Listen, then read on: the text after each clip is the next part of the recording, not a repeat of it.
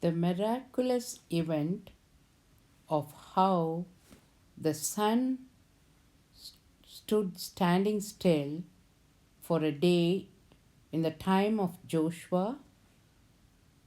We read this in chapter 10, 12 to 14, which is explained scientifically and theologically.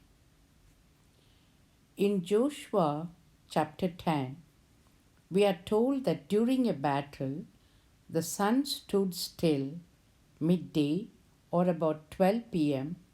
in order to help the nation of Israel completely defeat the armies of 5 Amorite kings. The battle is described in verses 7 to 10. In verse 11, we discover that the invading armies fled. It could have been in the winter. God rained hailstones down from heaven on the invading army. As a result, many died. We are also told that Joshua spoke to God first and then to the nation of Israel. God stopped the sun when Joshua publicly commanded that the sun stop.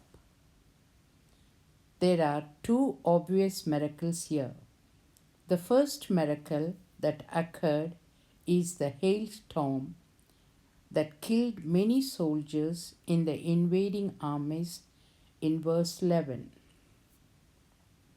While most hailstones contain small frozen chunks of water, these hailstones must have been very large. A miracle occurred that afternoon when these hailstones fell from the sky.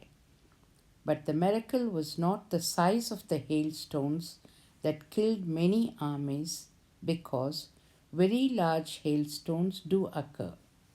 In recent years, first zone hailstones have destroyed homes, cars, windows, and have killed people. When enemies attacked the city of Gibeon, its citizens appealed for help to an ally. Israelites' leader Joshua, bringing his army to Gibeon's defense, Joshua raises his arm, urging God to halt the sun's movement and give his forces more time to fight by the daylight. The sun remained visible for a prolonged period of time. It did not go down. As the context shows, Joshua saw the immense job of chasing and overcoming Israel's fleeing enemies. So he asked God would allow the sun to stand still, to keep shining, so that they could continue to crush their opponents. Joshua needed daylight for a little longer to defeat his enemies during battle. So he prayed and asked God to make the sun stand still.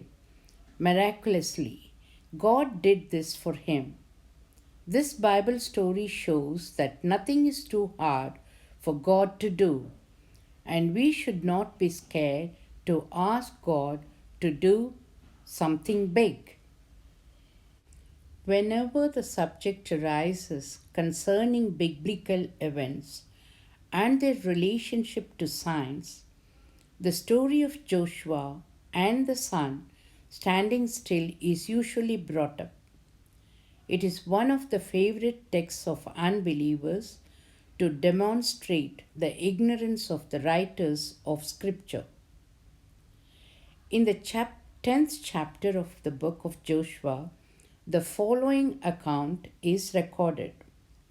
Then Joshua spoke to the Lord in the day when the Lord delivered up the Amorites before the children of Israel, and he said in the sight of Israel, sun stand still over Gibeon, and moon in the valley of Ajalon.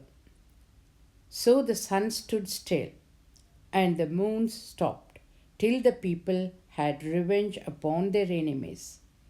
Is this not written in the book of Jasher? So the sun stood still in the midst of heaven and did not hasten to go down for about a whole day. And there has been no day like that, before it or after it. And the Lord heeded a voice of a man, for the Lord fought for Israel.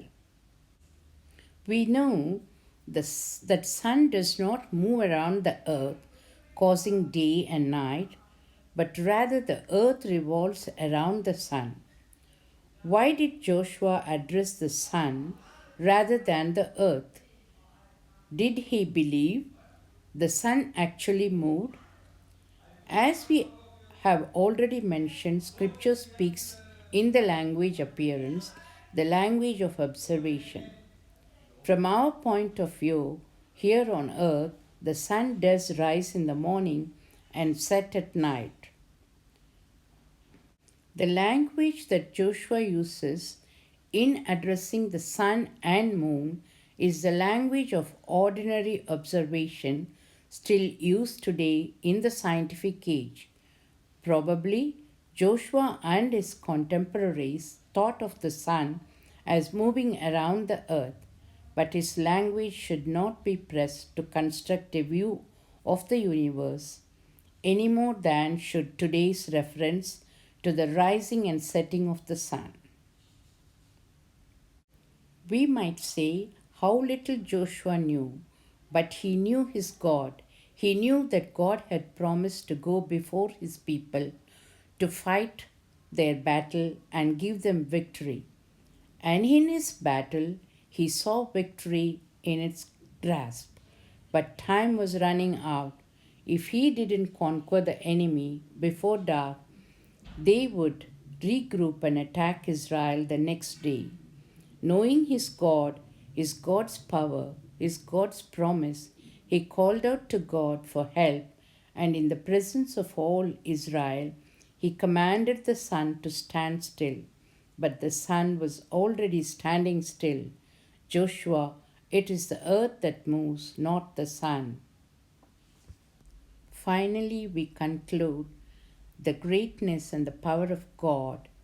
God can do any miracle. Let us believe. Thank you for watching.